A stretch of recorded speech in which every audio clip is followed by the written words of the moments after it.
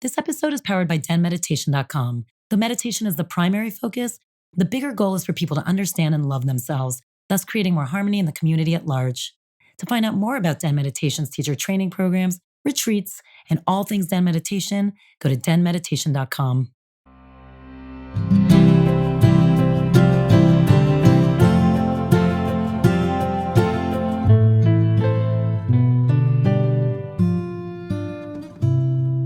Welcome to DENtalks Podcast. This is Tal, your host and the founder of Den Meditation. We have a princess on today. Yes, a real live princess. Princess Sarah Culberson. She's amazing. I love this conversation because it goes so deep.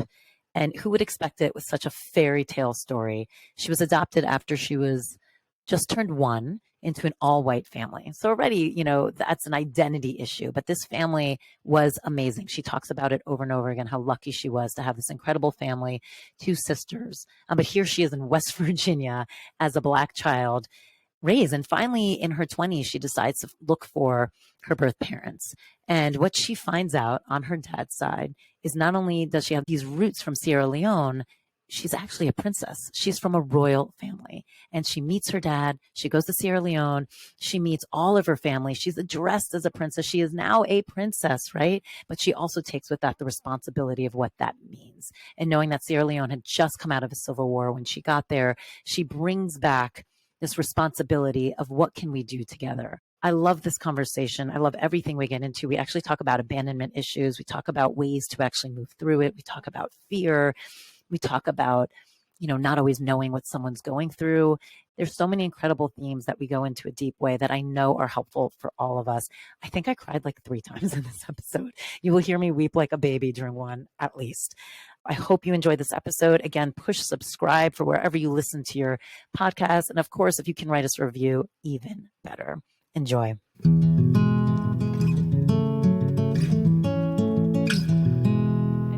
What an incredible story that you have that I know you've shared many times, but I'm excited for you to be here. But also, and we'll get into it, obviously, it's a story that needs to be told, but it's inspirational for so many reasons, not just kind of the movie aspect of it, but what you chose to do with it. And I feel like that's really incredible. But let's start from the beginning because, my child is adopted. So I actually really resonate with this story a lot, obviously from a different perspective, but I always really love chatting with people who have been adopted because I get to really understand and hear things from a different point of view, which really helps me understand my child better. But it was just after your first birthday you got adopted, correct? Right. Just after my first birthday, I was with my birth mother for 9 months. Then I was in foster care for 3 months. And then I was adopted. Now, when did your memories start? My first memory, and I don't know how old I am. And I've only actually shared this with an adoption therapist, actually. But my first memory is actually, believe it or not, and then I don't remember anything else, is with my birth mother. And I'm in this little crib and she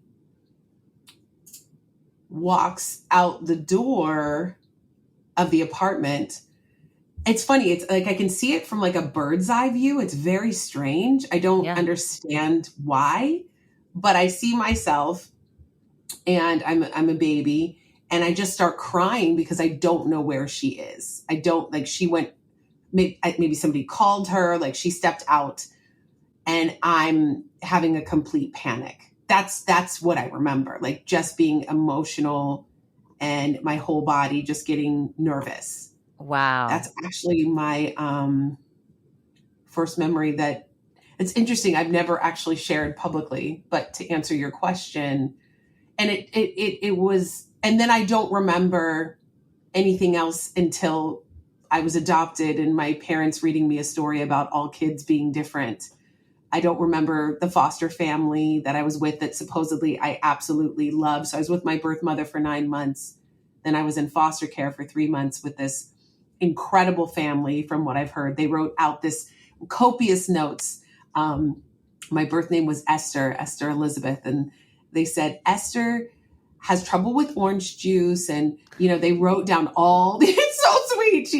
It hurts her tummy sometimes, and she's got a little bit of an ear infection, but we've got this going, just all these notes. And they were, I think, 2 hours late to drop me off. My parents said, I think they were having a hard time. They had a little boy who I would play with all the time. He was a little bit older than me. But that touches my heart to know that I'm getting a little emotional. It touches my heart to know that like such lovely people were there in the beginning. Loved. I mean, how, and to know you were loved, because I think, especially for kids who aren't adopted right off the bat, sometimes that's the thing that sits as like kind of the absence of love. I remember when my daughter was born and we had her from a newborn, I was opening up the den simultaneously and I was freaking out. And I was telling my friend, because it wasn't planned, obviously. Every timing is its own thing. I wasn't planning it. And she came more as a surprise. And I was freaking out to my friend. And I'm like, I always envisioned being able to be home more when the baby was born versus all of a sudden feel like, and she said something to me, which was always sat with me. She goes, as long as she is being held and loved by somebody, that is the most important thing for children at that age. She goes, they almost like, yes, of course there's an attachment to parents. So I'm not negating anything about a parental role, but she said the most important thing is being held and knowing that there is love present. And I know. And by the way, and then once I went through it and saw it, I was like, oh, she's right. And I was very lucky to have obviously me, but also other people who were providing that if I couldn't physically be there. But how lucky for you, knowing in this scenario that it's like you went from your birth mom to this family in the interim who really loved you. Yeah, it's so special. And I've wanted, I don't have any information about them. I've always, even when I went back to get my records through the social work system in West Virginia, which is where I was adopted, I really was hoping to get their information so I could just say thank you and tell them how I'm doing. If they're even still alive, I'm assuming they are. But I don't have that information. So it's so... They didn't have that for you? No, I feel like then everything was closed. Now everything's open adoption. It's just a different world. Everything's very private. Yeah, I didn't realize the foster part of it was so private too. That's so interesting. Yeah, I didn't either. Yeah. I think if I was able to find, I don't even know if she's, who knows, the woman who placed me with my family, but she might have the information. What's so interesting about her is that my parents wanted to adopt a boy because they had 2 daughters already. My older sister's their birth children. And when they went to meet with the social worker, she showed them 4 boys and I think 4 girls. And the social worker was determined that they adopted me. For whatever reason, she just said, I wasn't going to leave until you adopted the right one. I don't know why. I have to say, I got adopted into the most incredible family with both of my parents are educators. So my mom taught kids with learning differences. So in first grade, so her connection to children and how checked in she was to me was pretty extraordinary. And my dad, a professor in the medical school, their commitment is to young people learning. So to have these educator parents who just were so checked in, which was great because being adopted into a white family, being part African, part white American, and being the brown girl in the white world, having parents who are very checked in is really important because I was kind of navigating different things that my sisters weren't navigating. And they were very aware and checked into that, which was really wonderful and very important. And this is also West Virginia in what year? Like the 80s? Yes.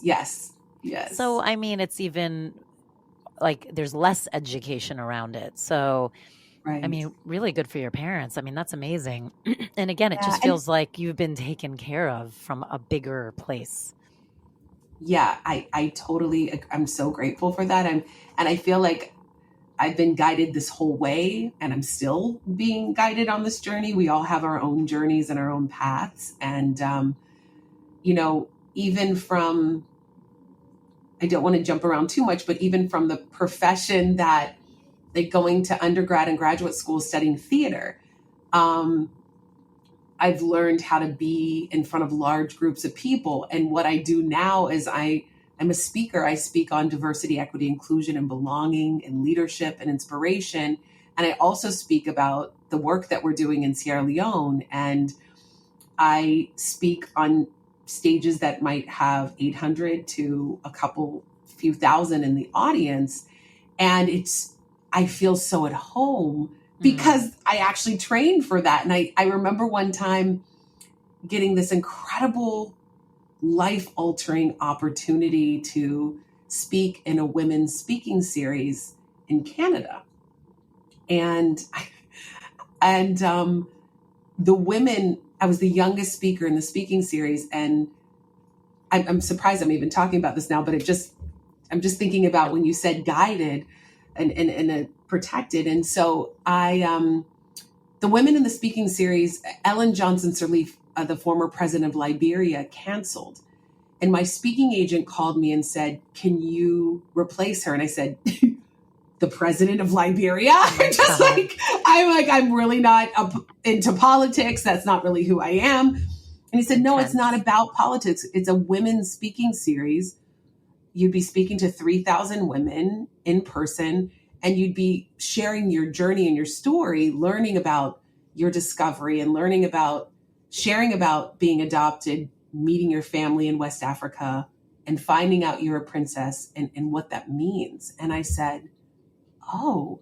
So the other women in the speaking series were Dr. Maya Angelou, Jane Goodall, Jane Fonda, lots of Janes. You got all the Jane. You got the high-powered Janes in there. Yes. Madeleine Albright, Caroline Kennedy. It was just like, what? I was so nervous. And when I walked out on the stage in Canada, we were in Toronto, the orchestra was moving off stage so I could do a sound check. And I'm still like, I can't believe this is happening. And I looked up at the tiers of people. It was 2 levels. And I said, oh, wait a second. I've been prepared for this. And it was just this moment of, oh, you can do this. You got this. So anyway, I just had to share that because when you were talking about being guided, I feel like so much of the journey has been definitely laid out, and I'm still learning and discovering my role in all of it. And isn't it, I find it so interesting too. It's like, you know, I love astrology. And one of the things I love when you work with someone who's great and you can see kind of this roadmap you picked out for yourself that you went into, right?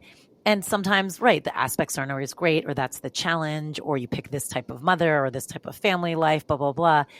And it's just so fascinating because if we all just had that confidence in those moments, whether it be the moments we doubted or the moments we're like, well, what are we doing? Or the moments that are hard, to know, no, like you're in your training ground. Like it is all piecing together to give you what it is you need for wherever it is you're headed.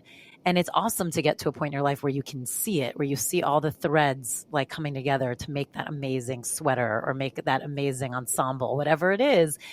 And it's such a cool feeling because that hindsight all of a sudden fills in all the color and all the shades that when you're in it, it just feels lonely sometimes, right? Or you don't fully understand what you're doing. So I think it's beautiful. No, I'm glad you're sharing it.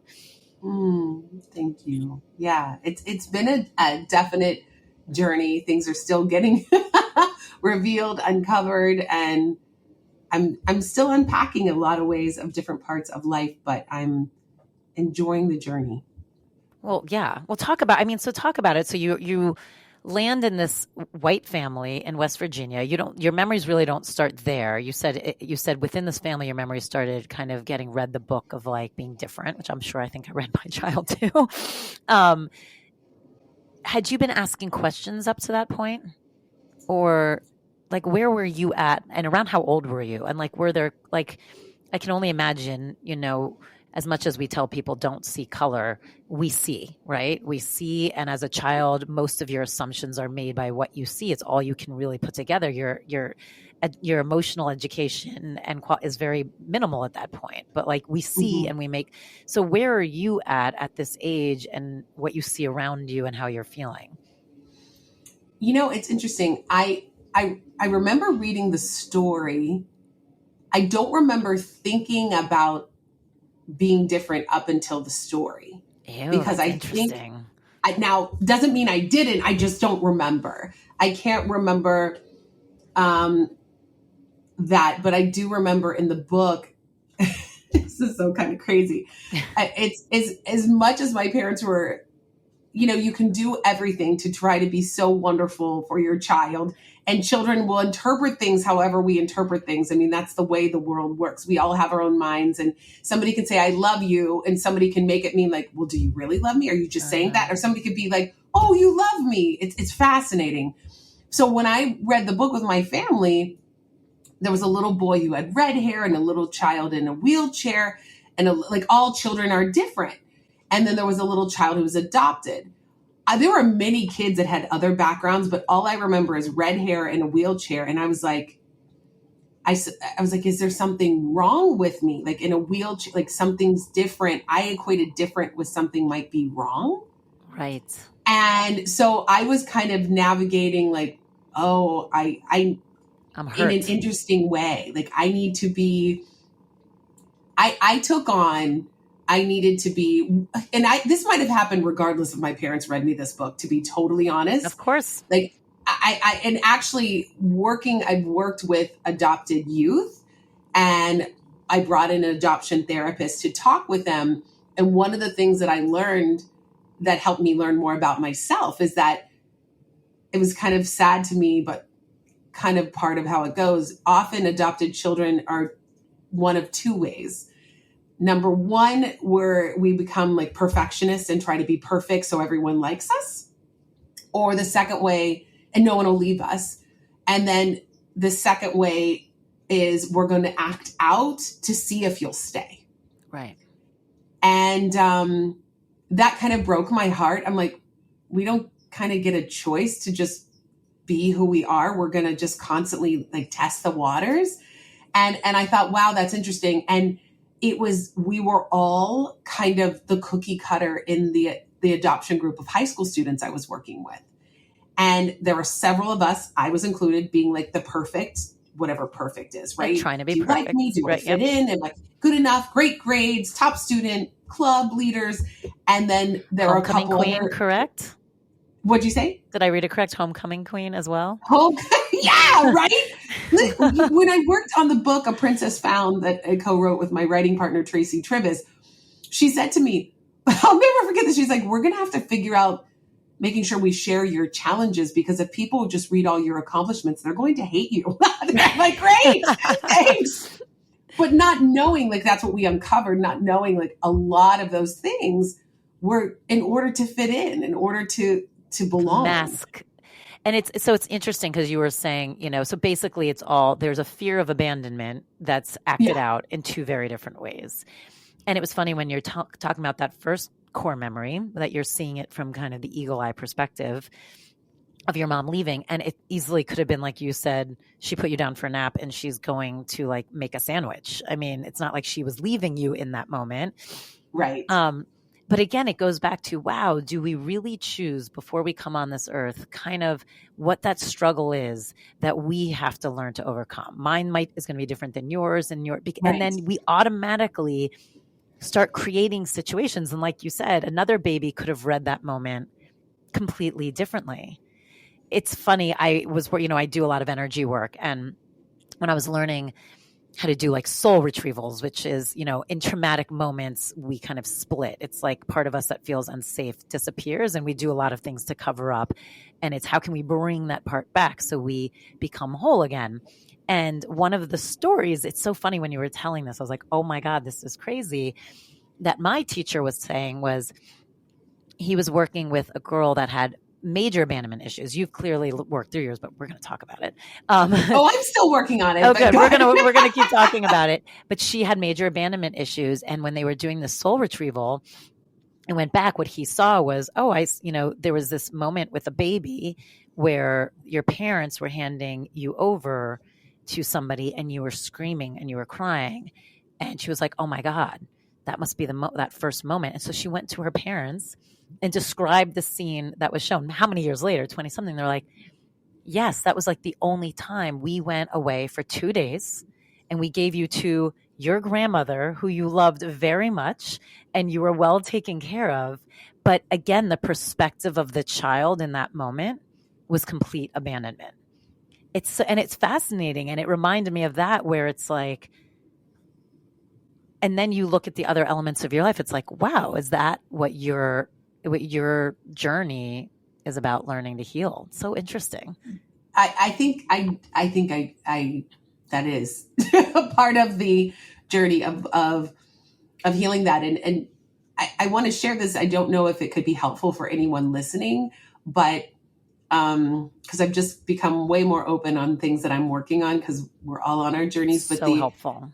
The woman that I work with, who actually has been working with me, her name's Galit, and she's been working with me on, she's amazing on some of my abandonment and adoption things, is she had me go back to the moment when I am the little girl so scared. And it's interesting because even as I'm sharing it with you, I feel it in my body, right? Because the little Sarah, before I wasn't even 9 months old yet, didn't have words, but reactions in the body. So the feeling comes back.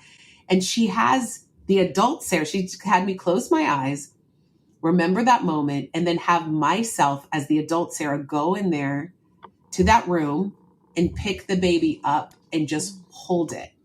And the baby's me. So I'm holding myself. And literally I just started bawling. But it was and I started, and she said, okay, talk to the little Sarah. And I talked to her. And the thing is that the anxiety or that trauma doesn't ever really go away. It just you learn how to manage it differently. Like, oh, I'm anxious. This is what's coming up. So what I do now is when I'm feeling that way, I've just recently taken this on. I take a moment and I visualize going and picking little Sarah up, the baby, and holding her and talking to her, and then setting her back down, letting her know she's okay. And then I leave. And it's very helpful. I was going to literally ask you, do you feel that exact feeling from as that baby in moments of your life now? Totally. I do.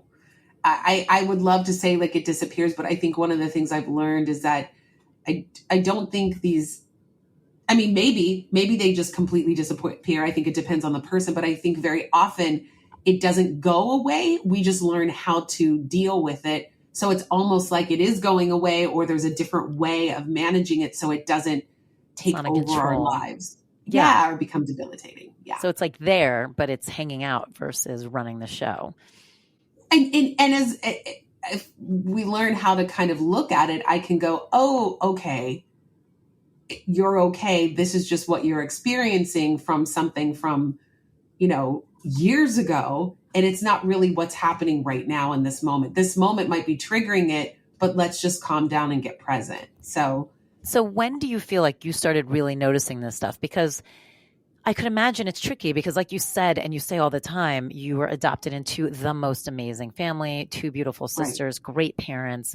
You were very loved. And then again, we'll talk more about the reveal and stuff. You find out you have also amazing other family, that your birth family that you've now reintegrated as well. So I could imagine your brain often, and please correct me if I'm wrong, because I don't want to put words in your mouth, but just to lead into like a discussion, that your brain would often be like, what the fuck is your complaint? Like you have it really good. So like as far as versions of this go, yours could not be written any better. So when did you start, is that true? And if it is true, when did you start kind of letting the brain quiet down and honestly recognizing what you felt in certain moments? Does that make sense? It does. I think I hear what you're saying. Like, when did I start recognizing what's happening? Yeah, like for instance, you're saying now, clearly you're still working on these issues that reside in you that come up and get triggered. When did you even start to feel or notice like, oh, I have some of this stuff? Because I could imagine you were distracted a little bit by how beautiful your story was. Well, I think I was distracted also by keeping myself extremely busy, accomplishing. I realized that I'm at this point in my life finding ways to be still and be okay in the stillness and hard? Move through feelings, thoughts, and emotions that come up. Rather than keeping myself so busy. I've always been a dancer, danced in a dance company. I was an athlete.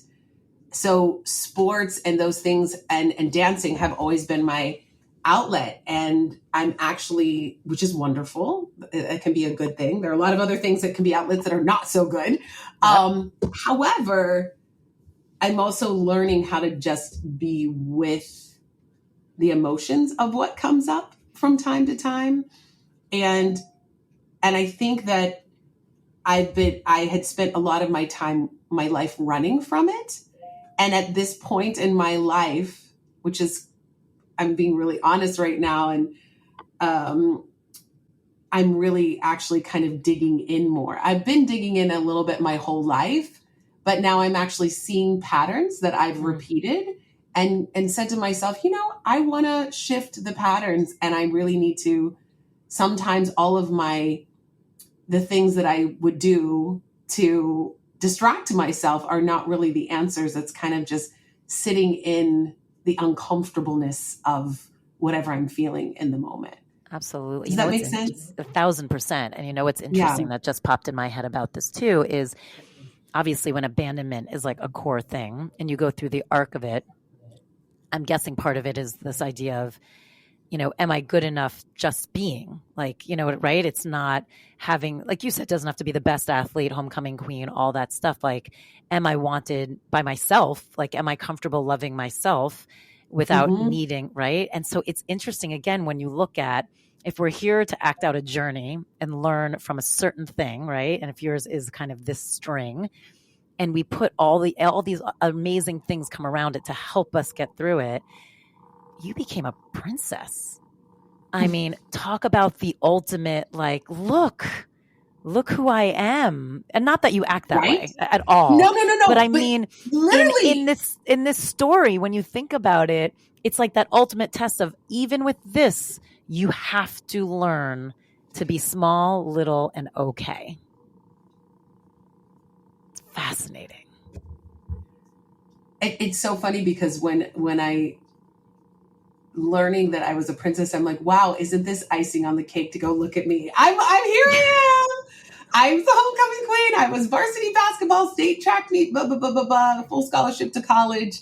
And now I'm a princess. I'm like, oh, this is perfect in alignment with my, am I good enough? Here I am. Whatever that is, right? Yeah.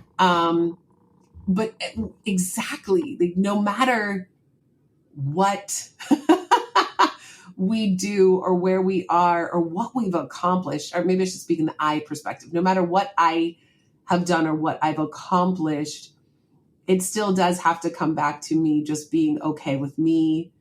I still do feel like anxiety around abandonment from time to time, and then have to be with that. It doesn't, for me, it hasn't just disappeared. I've just learned how to manage it in a better way. It's so funny because I'm literally working on all, there's no surprise we're talking. Because This is literally what I've really been unpacking and working on at this point in my life. But I'm so glad we're talking because, yes, people might not have that same story of I was adopted and then I became a princess. I'm sure I don't know anyone else who has that story, but, right? But the themes, so many have that story, right? I mean, that idea of starting from as the baby, whether it's, and by the way, this is not an ad of like every mom can't let their baby cry ever. Like, I don't want people to feel like we're shaming all moms if their child cries at all. Because I think the point which you raised really well was like, there's a lens of which you come in with, and it's going to filter everything that way, depending on what it is you need to grow through. But I think so many people have the abandonment issues from different reasons. And it really is a hard one because it gets very amorphous at times. It's hard sometimes to really go so deep into that stillness and self-love, because it's easy to feel like, well, if I'm just with people who won't abandon me, then the issue goes away. But that's not true. If I'm just, like you said, good enough, or how could you not see me because I'm a princess, I'm homecoming queen, the issue goes away. Doesn't go away. It's all of these different things they're different ways of being and different hats to wear, so to speak, but it still comes down to, how does one feel about themselves? How can I navigate the world with who I am? And the princess conversation, which is a whole nother conversation, was a huge struggle for me to even embrace that, because what came up for me is, people are going to think that I think I'm better, or that I think I'm this or that. And because I mean, if you think about it, what we know about princesses is England and Disney. I mean, There aren't a lot of depictions of princesses in the world, even though there are princesses all over the world that aren't often spoken about. And then I started talking to a friend of mine, and we were doing a fundraiser for Sierra Leone Rising, for a nonprofit doing work in Sierra Leone. And she said, she put on the invitation, Princess Sarah invites you. And I was like, I had this anxiety attack. Wait, we can't say princess. And she's like, but you are. And I said, but I feel like that's too arrogant and blah, blah. And she said, Sarah, what is this about? And I had to really get to the bottom of, it was the same kind of thing, being worried that if I'm too showy or this or that people won't like me, or people will leave, or it actually was coming from that, stemming from that. And I went, wait a second. The British wanted to have one Queen of England. So they wanted to kind of get away with the titles that were similar. So embracing that title is actually owning the history from my family. And also talking with other friends who were wonderful guides in this journey. They said, Black and brown little girls need to know that they are from princesses, and that we are from royalty in Africa, not just the conversation in our history books in America about being descendants from slaves, which causes us to be like, oh gosh, when the history lesson comes in middle high school time, it's just like, is that awful? Can I hide underneath the desk because I'm one of the few in the classroom and I feel like I stand out? And working with students in a high school for many years, I remember they would often come to my office and say, okay, we're talking about slavery, and I just can't be in the classroom. What is that like? Is it because you feel like everyone's staring at you? Is it because of the subject material? Is it tough? It's almost like, I'll again speak in the I perspective because everyone has a different opinion. But for me, it was like a loud announcement that you're a descendant from people who've been not good enough, beaten, made to work on land, and these are your ancestors. And it just is, to me, it's somewhat traumatic. I think it's like almost for a lot of Black students. Now, if you're in a classroom of like all Black kids and you have a Black teacher and you're talking about this, man, there can be some deep conversations. Yeah. But when you're one of the few, which happens, it depends on the school, right? In West Virginia, there were 5 kids of color. One kid, actually 6 if we name Jeremy, who moved from California. He was Mexican and white. All of us were African-American or mixed African-American. There was 1 Asian student and 1 Jewish student that I knew. That was the diversity. And so when you're talking about a topic that's extremely hard to be with and just unearthing some really traumatic times, it's just, you feel as if I felt as if people were just all looking at me like, how do you feel about this? And it just was hard, very hard. And I've talked to a lot of Black people about talking about slavery during history classes, and it's the same response, like, oh gosh, they hated it.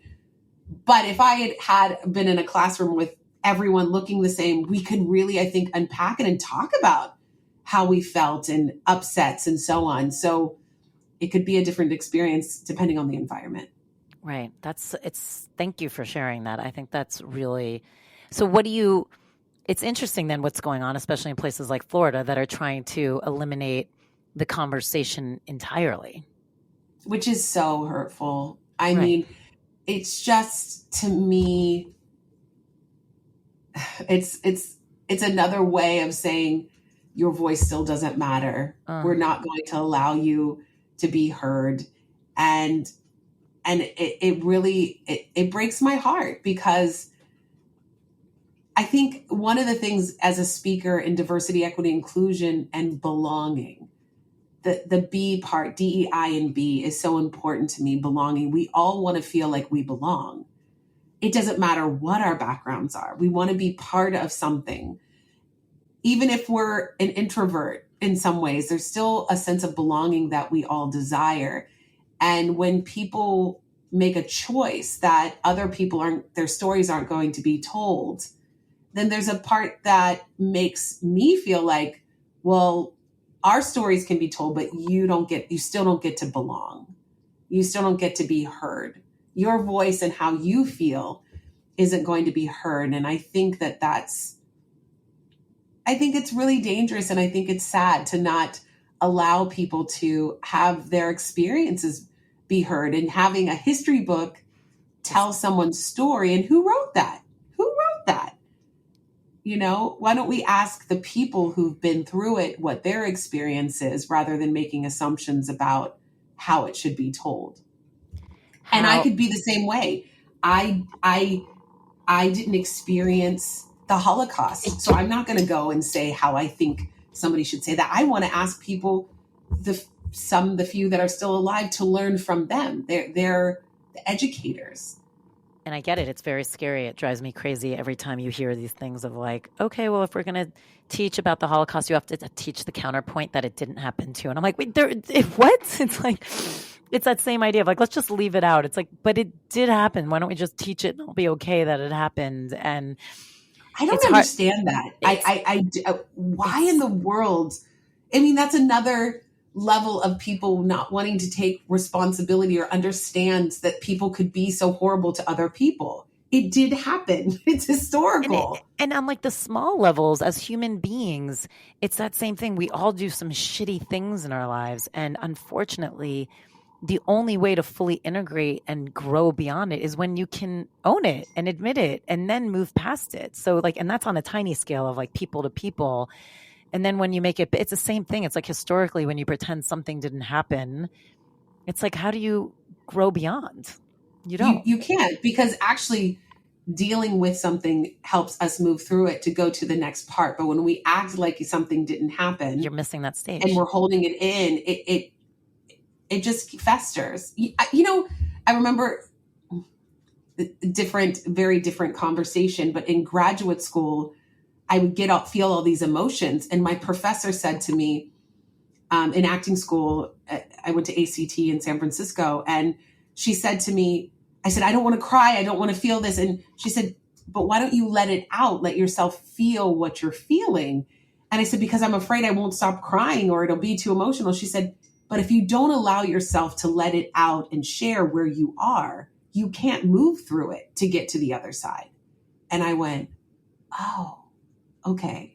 And I feel like that's a lesson for us in life. If we're holding on to something or pushing it down or pushing it away, like it doesn't exist, it's like we're like, it's inside of us building up, and like a time bomb inside of us. And no one should have to deal with that. What was it for you? Like when you finally released it, what was it you were holding in? I'm a feeler. I'm very much of an empath, and I feel everything. So whatever was going on, and I was working on a scene, and I would come in with whatever my Sarah emotions were that day, I would try to go, okay, I need to get into character and put that away. And she said, well, why don't you actually just use it? Because that's where you are right now. Use that in your character. And so I took it in, and I was being the character who had all this going on.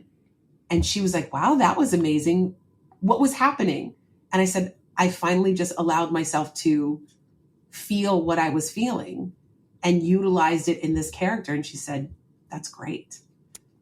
I love that. Hello, community. So you've heard me talking about these amazing certifications we've had these past few weeks. Well, Reiki 1 is tomorrow. So if you're listening to this on the drop day of this episode, February 25th and 26th, Reiki Level 1 begins, a 2-day incredible certification. Do not miss it. Go to denmeditation.com, reserve your spot. Again, these are all online. You can do them, but they were virtual and live. So you have access. You have your teacher right there. You get to ask questions. You get to talk. You get to be participant in the activities. So do not miss this chance for tomorrow. And like I always say, if you did miss this and you're listening to this later, just go check out whatever courses are there that are going to be right for you.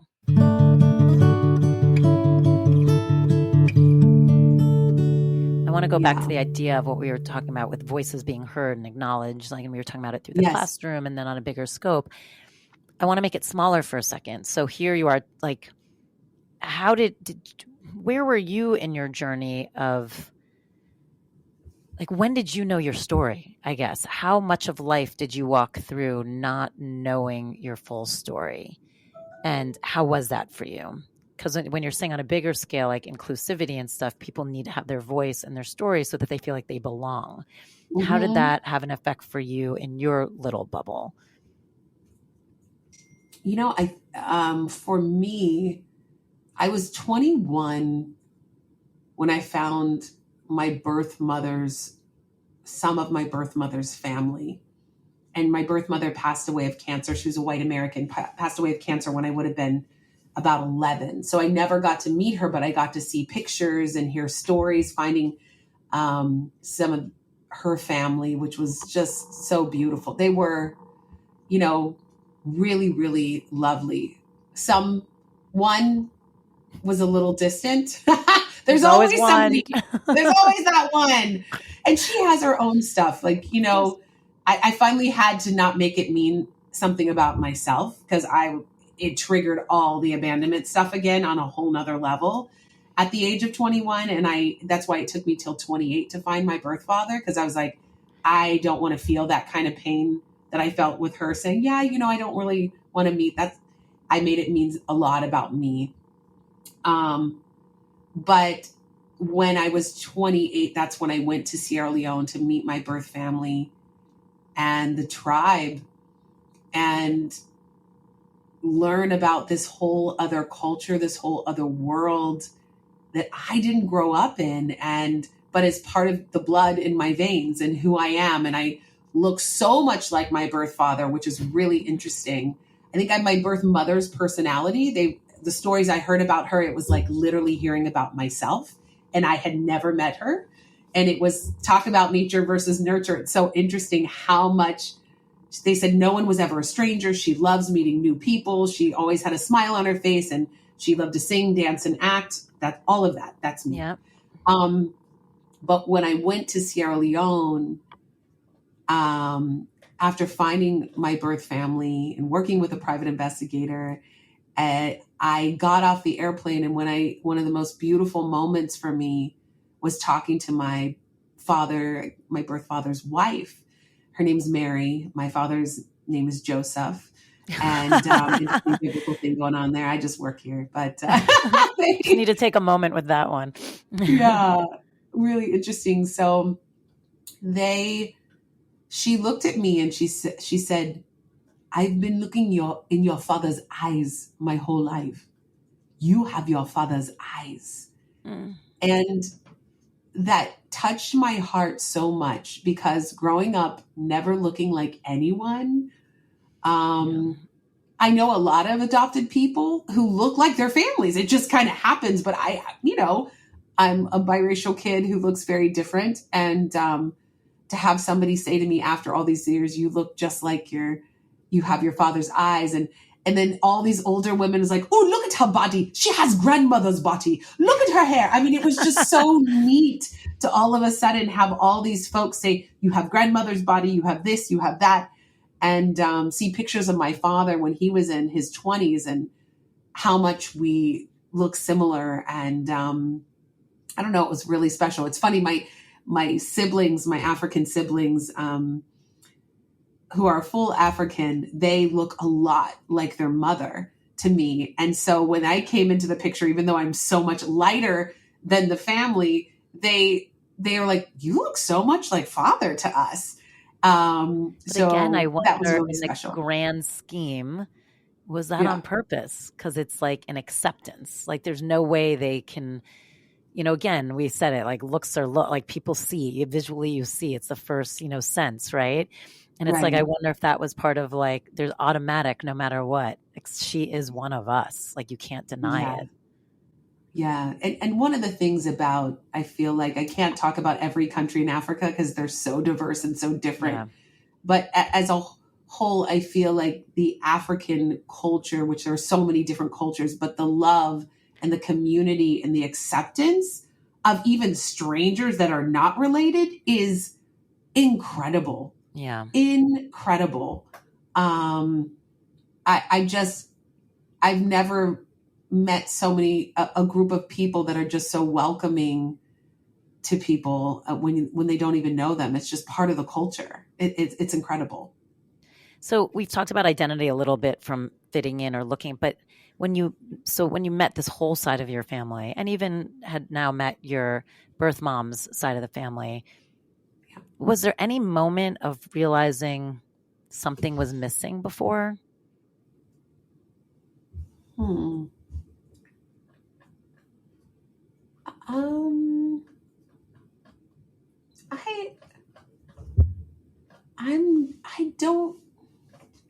I feel as if I just got more knowledge, but I don't feel like something.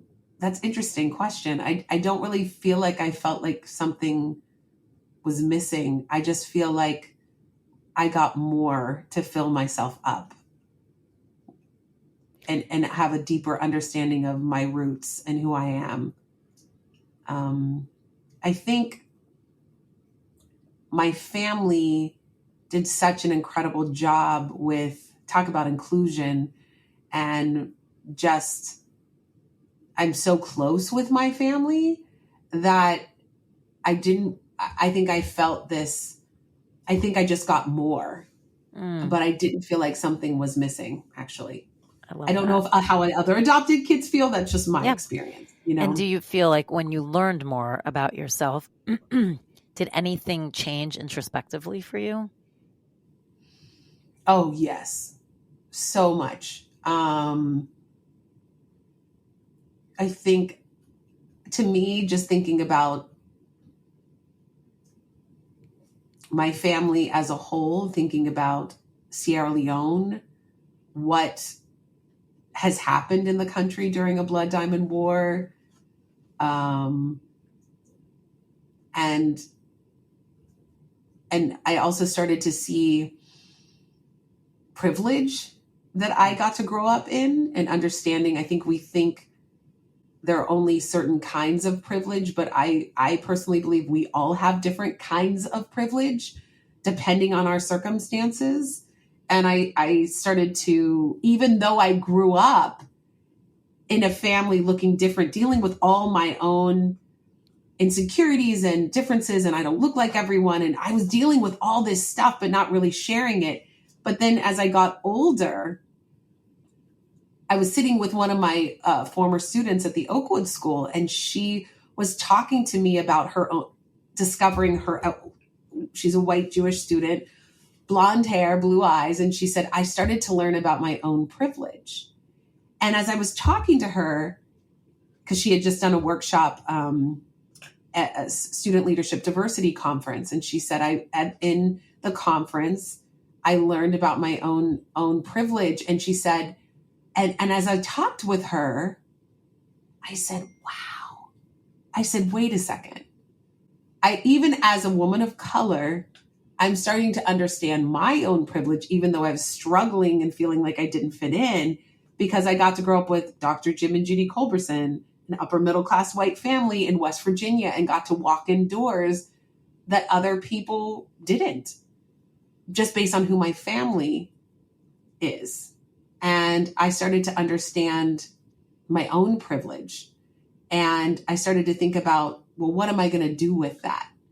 I think it's such a important thing when we discover that we all have different kinds of privilege, that we do something powerful with that and work with others and become allies and so on. And so I started to think about Sierra Leone and go, oh, I'm not going to go back to America and go, gosh, I hope you all work this out after this 11-year civil war. My life changed. It was like, no, I can't act as if I didn't see this. This is my family. And I went to college and graduate school for theater. What the heck am I going to be able to do? I don't know how to do. I didn't study like public policy. I didn't study international relations.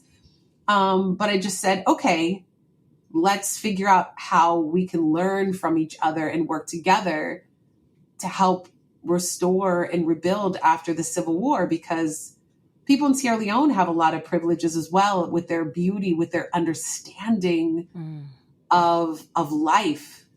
And I took a group of high school students to Sierra Leone. How was that?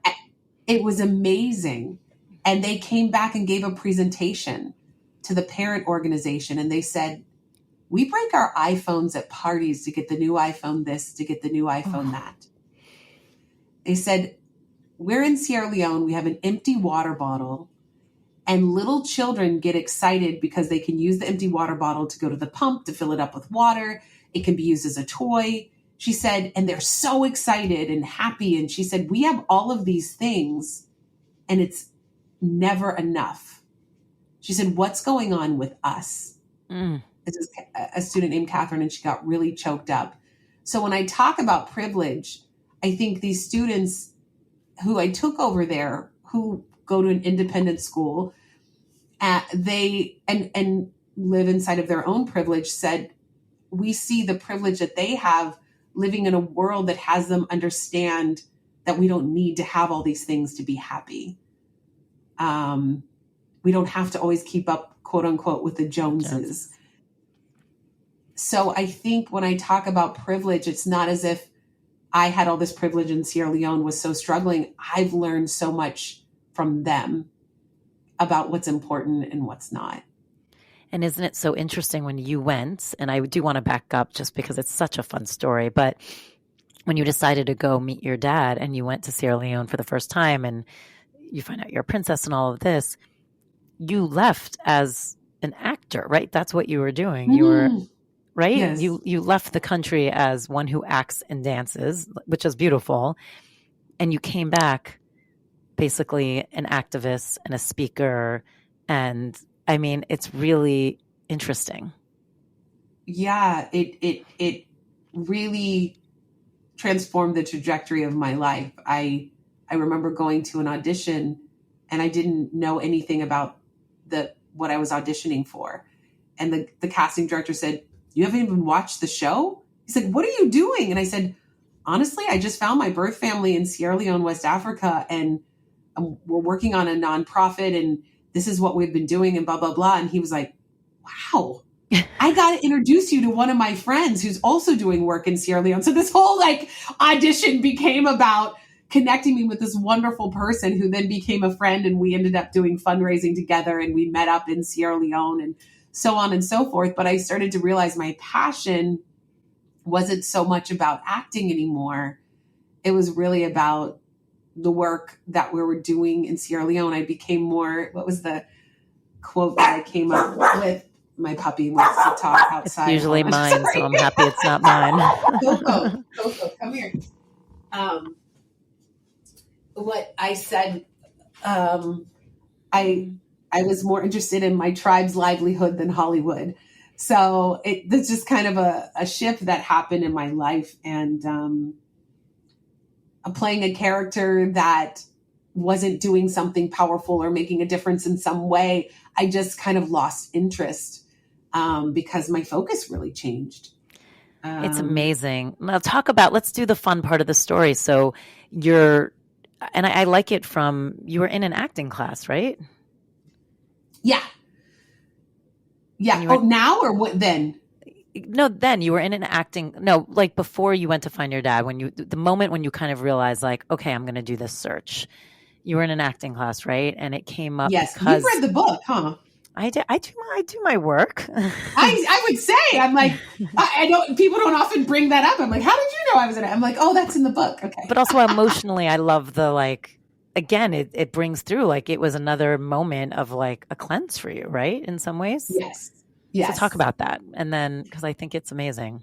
Yeah. I was in, my acting class and, let's see, I was just, when I decided to find my birth family period, because I was actually in a class in high school. Oh, that's actually when in the book, when I decided to find my birth family and really kind of look at this, I was in a class in high school, and it was we watched a video about this woman who had to abandon her child because she didn't have enough money to take care of the child. So she set up with the social worker, I'm going to act like I'm a bit. Huh? You watched this in high school? Yes. Oh God. Talk about another time. Was everyone staring at you again? You know what? I don't even think so, because I was so focused that I didn't even notice or even care in that moment, because in that moment I was just wondering, and the little girl had a doll, and the doll, she was holding her doll. The mom went behind a tree to act like she was abandoning her, because that was the only way for her to be adopted in this story. And the social worker comes and gets her and says, hi, come on, it's time to go. And she knows the man, and she says, but my mommy's coming back. He goes, no, I need to take you. Your mom's not coming back. And this little girl starts screaming, crying, my mommy's coming back. And the mother is behind the tree hiding, sobbing. Ugh. And my heart was ripped out, because the mother loved her. She just knew she couldn't take care of her. And her selflessness literally said, I've got to give her to a family who can take care of her, because I can't. And it was heart-wrenching. And the little girl dropped her doll, and the mom said, please pick up her doll. Please pick up her doll. Like behind the tree, she was like wording it. And then he picked up the doll and gave it to her, and they left. So in that moment, I came with a teddy bear that either came from my birth mother or my foster family. And I have had it my whole life. I literally have it upstairs right now. I've had it forever. And when I saw the video, all of a sudden I thought, did my mother have to do that? I came with this teddy bear. All of these things started to go through my mind. And I thought, sometimes I think as an adopted person, and I don't want to speak for all adopted people, but very often we feel like, what did we do wrong? Why weren't we enough? Why didn't they want to keep us? And until we do work on ourselves, we're not always able to go, wow, what was going on over there that they weren't able to keep us? And this movie really had me start thinking about that, rather than feeling like, what's wrong with me? It was thinking, oh my gosh, was she okay? What was going on with her? What was going on with my birth father? So, and that's one of the things that when I've worked with adopted high school students, and when I used to work at a high school for many years, we had an affinity group, and they said, can we start this group? Because we're all adopted, you're adopted, and we need a space to share. And we want this on campus. And I said, great. So it was really run by the students, and I got to be kind of like a sponsor of the club. But one of the things that I was working on with students who were so angry was I had them think, what could your parents have been going through that maybe had them, it's not that they didn't love you. It's not that they maybe didn't try. We don't know the story. So those are some of the things that I would work on with the students and share my mother's journey. And I read a letter from her that I got from the social worker. There was a whole letter that she had written to me. When did you get that letter?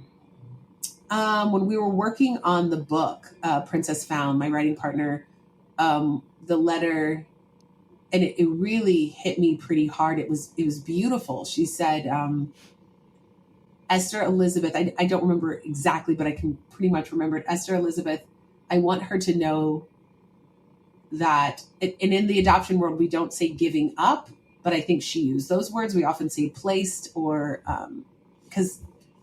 because a lot of the parents don't want to give up. They're making a choice sometimes. Sometimes it's not a choice. They're being taken away. It depends on the situation. But she said, giving you up is one of the hardest things a mother can do. And she said, but I wanted to give you to a family who could really take care of you. And I look forward to meeting you in heaven one day. Mm. And I know. And it was just like, wow.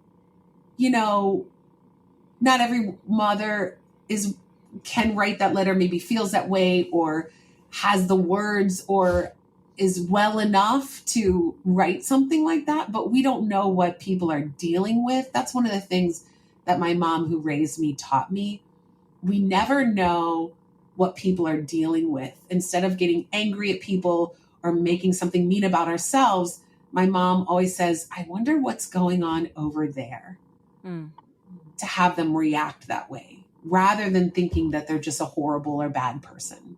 What a beautiful lesson. It's funny, as you talk, it's when ours was open, because as you said, nowadays they do open adoptions. And one of the things I try to always explain to parents entering this, this process, it's so easy to get to that same place of like this separation between the birth parent and the adopted parent.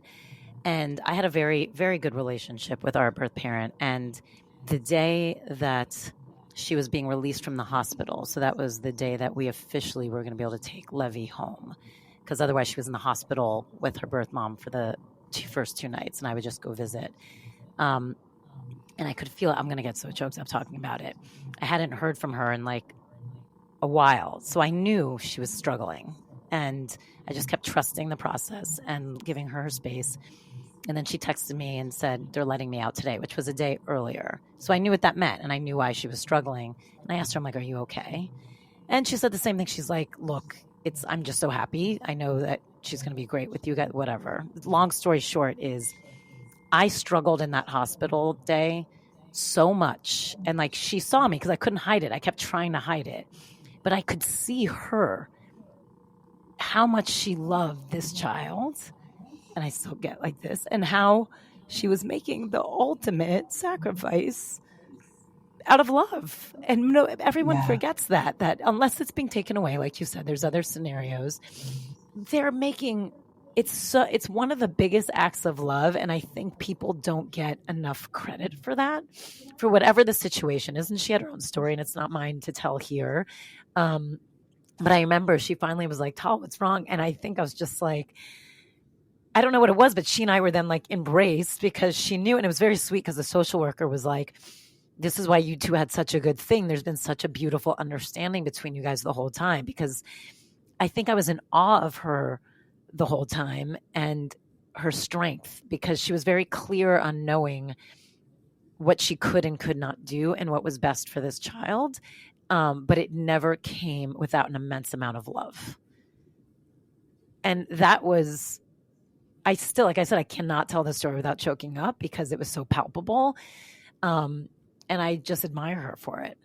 And I get it. And look, and I always, when I talk to Levy about stuff, I always tell her that, so that hopefully she knows, like, because you didn't know a lot, right? I mean, you had to find out the pieces later. Because, yeah, I mean, your birth mom, it was all love. Yeah. Yeah. And really having to unpack that and embrace that and read her journey and her story and what she was moving through. Because what's amazing is the social worker took copious notes and would check in with her regularly. And I have her journey. It's like I'm reading a novel about her, which is incredible and hard at times, but also beautiful as well. So it was really special to be able to learn, especially because she's no longer alive. So I was going to ask you, when you found out that she had passed, what was that reaction for you? You know, like I mentioned so many times, I grew up with the most incredible parents, and my mom, who raised me, when I would ask questions about my birth mother as a kid, or when I mentioned her, she'd say, you know, Sarah, she was a little bit older, so she may not still be alive. Oh my God. So she started planting the seed very young, and she'd always bring that up because she had read in the newspaper that, because my birth mother and mother were in the same town, which is very unusual. But she knew that she had passed away when I was 11. So she had kept the article and everything for me to have someday when I was ready to know more. But so when I found out at 21 that my birth mother had passed away, I got emotional. My eyes filled up. I remember. And then I went, wait a second. I feel like I already knew this. And then I realized, oh, my mom had been preparing me my whole life. So when I found out, I was not devastated. I knew that that was a possibility. And she didn't say she was dead. She just said she may not still be alive, because anyway, I was in my developmental stage as a kid. I feel like kids can only handle so much. It depends on the kids. And it probably might have been a lot for me to handle at 11 to go, your birth mother died. It's like, what? But at 21, I was sad, but I was okay with it. And how did this all affect when you started looking for your dad? Like, as far as your point of view on now you have kind of an empathy and compassionate lens for your birth mom. How was that for your birth dad? I think, you know what, I did a lot of work on myself to allow myself to get to know my birth father. And I say that because the family member that didn't want to get to know me too much from my mom, my birth mother, was so traumatic for me that I thought, well, if my birth father's the same way, I'll be devastated. So let's just not find him. And then I did a class, I don't know if you've heard of, called A Landmark Worldwide.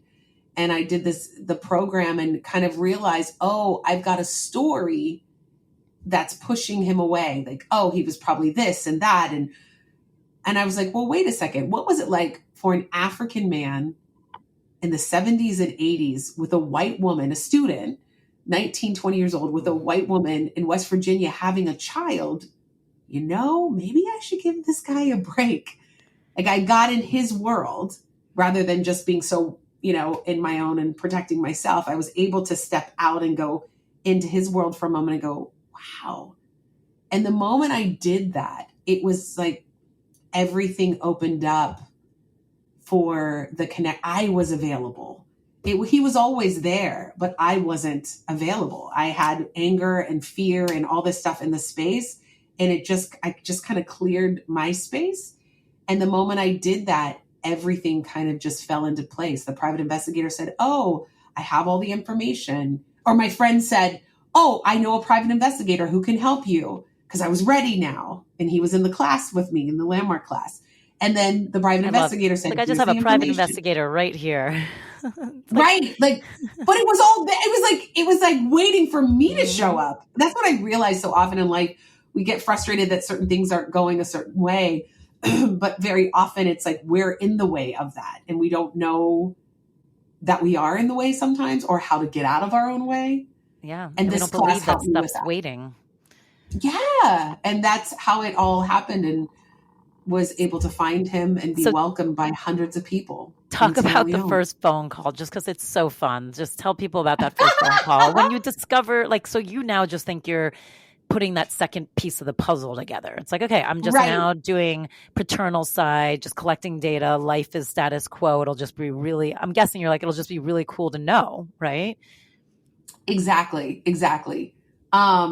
So when I got a hold of my birth father, and when they had to send a message from village to village to village, because people in 2003 didn't have access to cell phones and Sierra Leone. And so after they got a message from village to village, he called. And the first thing he said to me is, he said, Sarah, please forgive me. I did not know how to find you after you'd been placed in adoption. Your name had changed. Everything had changed. And I said, no, I need to ask you to please forgive me, because I've been making you wrong my entire life just to protect myself. And I'm not going to do that anymore. Oh. And he said, okay. And he said, I want you to know that your birth mother and I loved you, and we wanted to give you to a family who could really take care of you and give you what you needed. And I was away at school when I found out she was pregnant. I didn't know she was pregnant. And she said, listen, I've got this. And she said, she took care of you for 9 months. Then she reached out and said, this is too hard. I think we need to give her to a family who can give her what she needs. And I said, listen, if there's a day that goes by that you feel guilty, please don't. You gave me the best family in the world. And now I'm going to get to meet you too. So how do we do this? But one of the things I want to say when we were talking about birth mothers is as a speaker, I shared this story, and I share it a lot in front of large groups. And there was a mother who had placed her child in adoption in the room, and I didn't know that.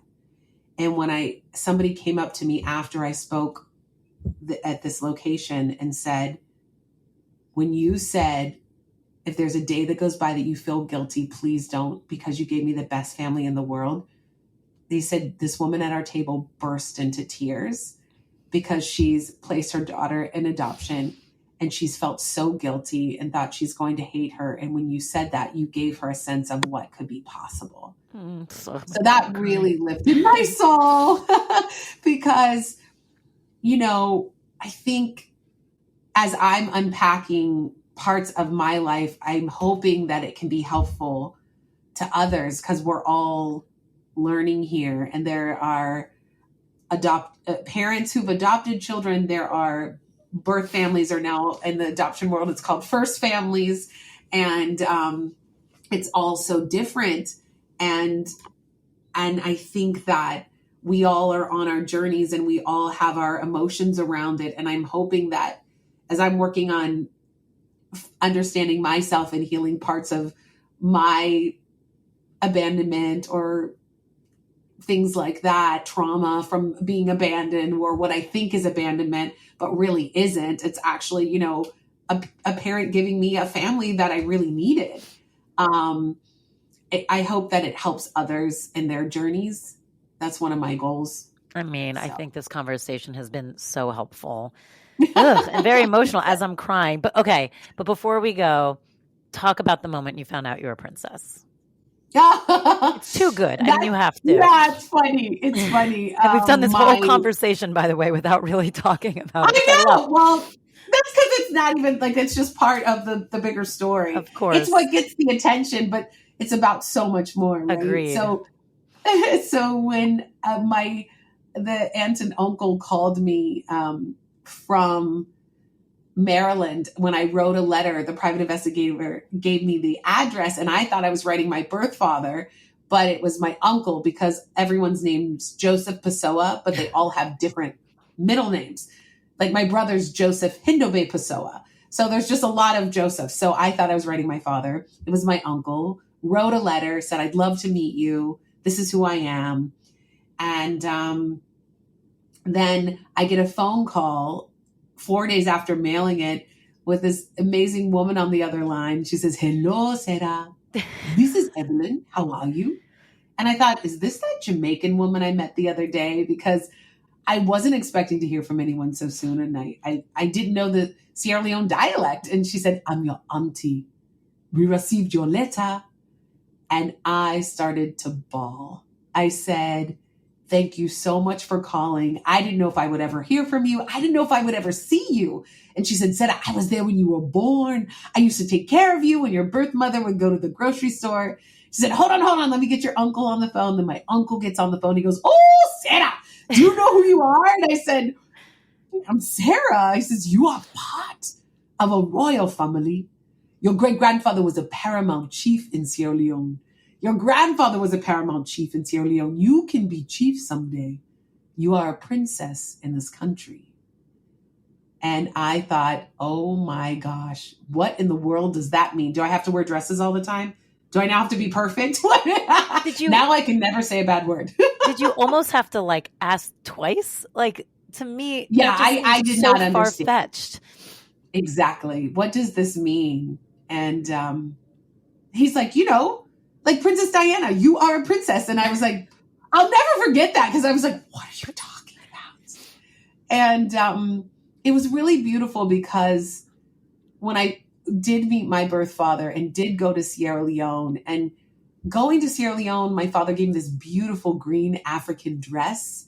And when I arrived in the village, all the women came forward wearing the same green dress, singing in Mende, pa-da-tang, tang, tang, pa-da-tang, tang, tang, pa-da-do-a-do-way, Puda Sarah, go to. They're singing, we're preparing for Sarah and Mende. And I was literally pinching myself because I hadn't won the basketball game. I wasn't the homecoming queen. I just showed up, and that was enough. And that's a big learning experience on this journey. Yeah. Very often showing up is enough. Yeah. We've been talking about that this whole time. So that is really beautiful. Oh my God, you are beautiful. This story Thank you. I'm so glad we had the opportunity to talk. There's so much in here that, I shed tears multiple times. Me too. We're both. I know we're both emotional. But I love it, because not only do we talk a lot about abandonment and showing up and being okay, I think there's a lot of lessons in there for everyone to remember, like what your mom has been teaching you since you were little. You don't know what someone else is going through, and give people the benefit of the doubt that everyone is doing their best to act out of love, whatever it looks like. And I feel like there's been so many of those lessons in this conversation of realizing how much love is really there if you're actually willing to allow to see it. Completely.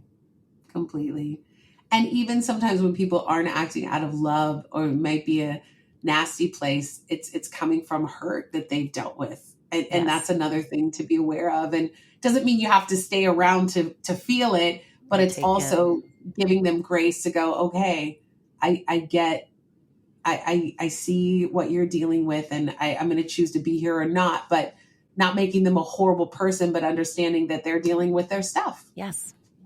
So. You're amazing. This was great. Thank you. You're welcome. You're amazing too. Thank you. Oh, please. Everyone stay tuned for her personal practice. But I appreciate having you on. I really love this conversation. I'm sure I will have you back, because I feel like there's more we could talk about. But I've already taken up so much of your time. So I appreciate you, and have an awesome day. Yeah. And thank you for being a mom who's adopted a child. That lifts my soul. So thank you for who you are. She's amazing. So she's great. It's a gift both ways for you and for her. Yeah. Huge gift. So. And from her birth mom to me, and vice versa. That's the thing, is if you allow yourself to see it, the prongs of gifts are everywhere. Yeah. Thank you.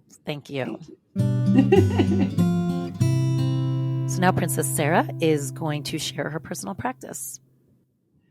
One of the things that I do that really helps me in my journey is sometimes when I get overwhelmed or stressed, or maybe even when I'm happy, I write it into a journal, and I write out how I'm feeling, especially if I'm stressed. I try to get it all out, and it doesn't have to look pretty. Sometimes it's messy scribbles, but I just empty my tank, get everything out so I can move through whatever I'm feeling and then create something new. And if you're not a writer, you can even speak it into a voice recording, or you can just speak it out loud, but rather than holding it in. So I would say journal or speak your truth, get it out, and then you can fill your tank with something new that inspires you.